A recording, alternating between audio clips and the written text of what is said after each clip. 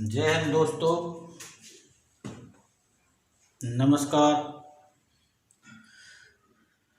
हमें कुछ न कुछ सीखने के लिए कोशिश करनी चाहिए, क्योंकि कोशिश करने वालों की कभी हार नहीं होती और छोटे छोटे प्रयास से ही हम ऊंचाई तक पहुंचते हैं। इसलिए हमें प्रयास करते रहना चाहिए। इंग्लिश में किसी क्लास में एक लेसन है, the spider and the king. एक राजा था, उसके शासन काल में वहाँ की प्रजा बहुत ही खुश थी। वह बहुत ही दयालु था और बहुत ही नेक राजा था और बहुत ही वीर पुरुष भी था। उसके शासन काल में राजा पूरी प्रजा बहुत ही खुश थी। तो क्या होता है, एक बार उसके पड़ोसी देश के राजा ने उस पर आक्रमण कर दिया। वह उस युद्ध में जीत गया। बार बार उस पड़ोसी देश के राजा ने उस पर आक्रमण किया, परंतु वह उसे हमेशा परास्त कर देता था। एक बार क्या होता है, वही जो पड़ोसी देश का राजा रहता है, वो बहुत सारी सेना लेके उस पर आक्रमण कर देता। अंत में वह उससे परास्त होने लगता है। तो जब परास्त होने लगता है तो वह देखता है कि उसके कुछ सैनिक मारे गए और कुछ सैनिक पड़ोसी देश के यानी दुश्मन सेना के पक्ष में पहुंच गए। तो वह राजा सोचता है कि क्यों ना मैं भी अपनी जान बचा लूं, और वह जाके एक गुफा में छिप जाता है। वह उसी गुफा में क्या देखता है कि एक छोटी सी मकड़ी दीवार पर चढ़ती और नीचे गिर जाती। तो वह उसी मकड़ी को बड़ी ध्यान से देखता है। तो वो मकड़ी धीरे धीरे चढ़ती, थोड़ी ऊपर जाती और फिर नीचे गिर जाती। ऐसा उसके साथ कई बार हुआ, मकड़ी के साथ। अंत में मकड़ी ने कोशिश करनी नहीं छोड़ी, वह उसी प्रयास में लगी रही। अंत में वह अपनी मंजिल पर पहुंच गई। तो राजा सोचता है कि क्यों ना, बताओ, वो तो एक छोटा सा जीव है और बार बार प्रयास करने पर वह अपनी मंजिल तक पहुंच गई। तो मैं तो एक मानव हूं, यानी उसमें कॉन्फिडेंस आ गया, उसमें आत्मविश्वास जाग गया और वह भी वहां से बाहर निकला और धीरे धीरे करके अपनी सेना फिर से बनाई और सेना को परिपक्व करके उसने अपने दुश्मन पर आक्रमण कर दिया। अब दुश्मन पर जब आक्रमण किया तो उसने पुनः उस दुश्मन देश के राजा को परास्त करके अपना राज्य वापस पा लिया। तो इसी प्रकार से हमें कोशिश अवश्य करनी चाहिए, क्योंकि कोशिश इंसान को काबिल बना देती है। हमने पिछले वीडियो में संधि की परिभाषा, संधि के प्रकार सीखे थे। 2 संधि रह गई थी जिनकी परिभाषा हमने नहीं सीखी। हम पुनः उन 2 बची हुई संधियों की परिभाषा सीखते हैं। वो 2 हैं। संधि के 3 प्रकार तो होते हैं: स्वर संधि,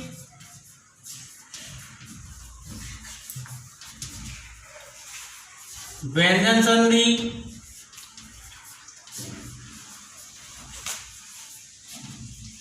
नंबर 3 विसर्ग संधि।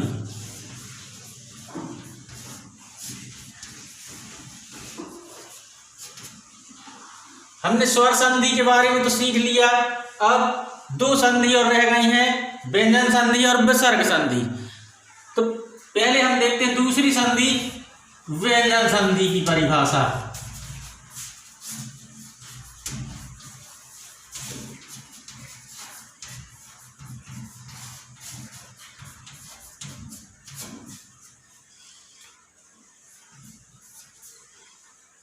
व्यंजन संधि की परिभाषा।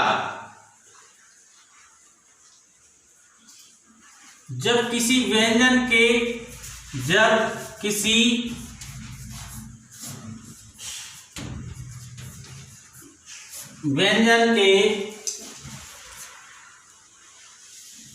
बाद में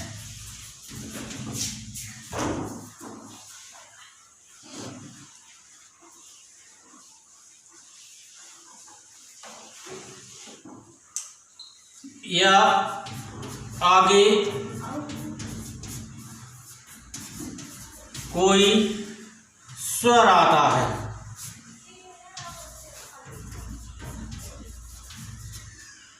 और उनके मेल से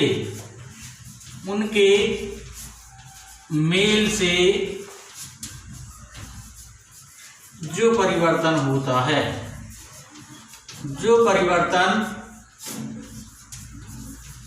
होता है उसे व्यंजन संधि कहते हैं।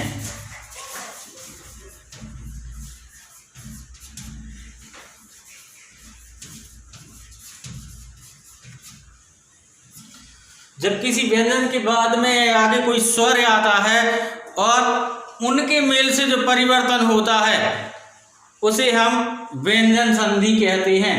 जैसे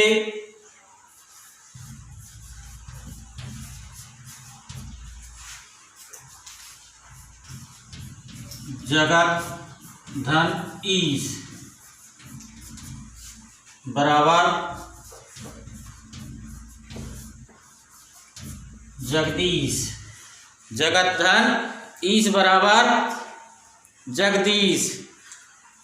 वाक धन ईश बराबर वागीश। अब इसमें देखो त आधा ता और ई मिलके द बन गया, का और ई मिलके गा बन गया। तो इसीलिए व्यंजन और व्यंजन के आगे कोई स्वर आता है और उनके मेल से जो परिवर्तन होता है उसे व्यंजन संधि कहते हैं। अब हम विसर्ग संधि क्या होती है,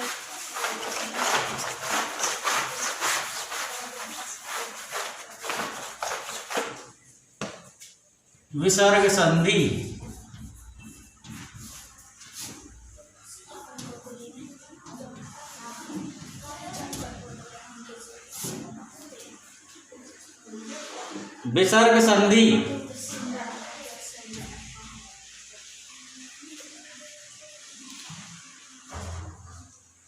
जब विसर्ग के आगे विसर्ग के बाद में कोई स्वर या व्यंजन आए, जब विसर्ग के बाद में जब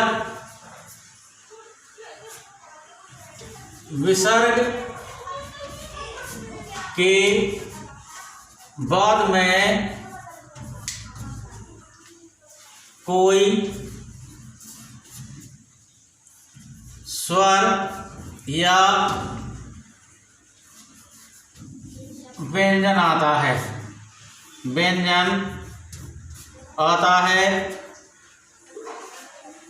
और उनमें जो परिवर्तन होता है और उनके मेल से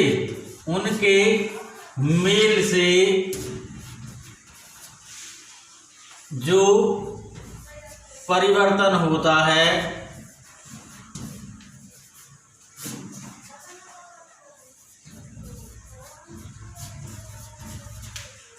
उसे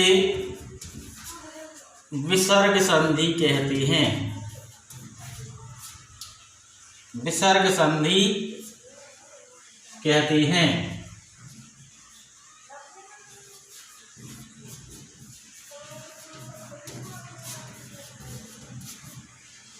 जब विसर्ग के बाद में कोई स्वर या व्यंजन आता है और उनके मेल से जो परिवर्तन होता है उसे विसर्ग संधि कहते हैं। जैसे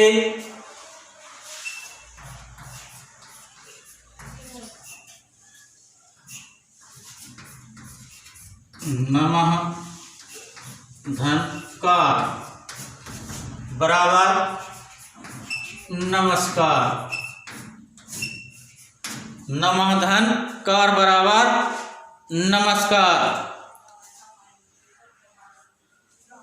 मनः धन रथ बराबर मनोरथ।